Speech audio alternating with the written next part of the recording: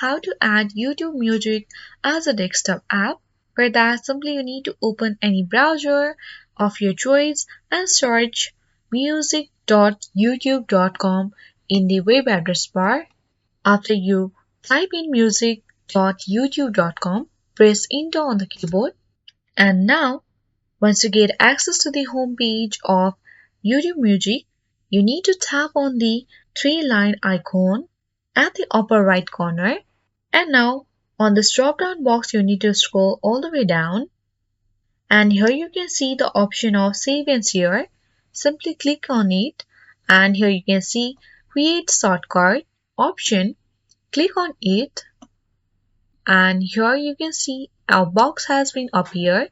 So in this box you simply need to enter a new name, or you can simply keep the YouTube Music name as it is. Right now I'm keeping as it is.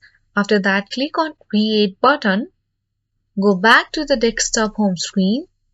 You can easily see here that it has appeared and added as a desktop app. So in this way you can easily add YouTube Music as a desktop app. I hope you found this very useful. If this was useful for you, then hit the like button, subscribe our channel and press the notification bell so that you won't miss out any updates from this channel. Thank you for watching.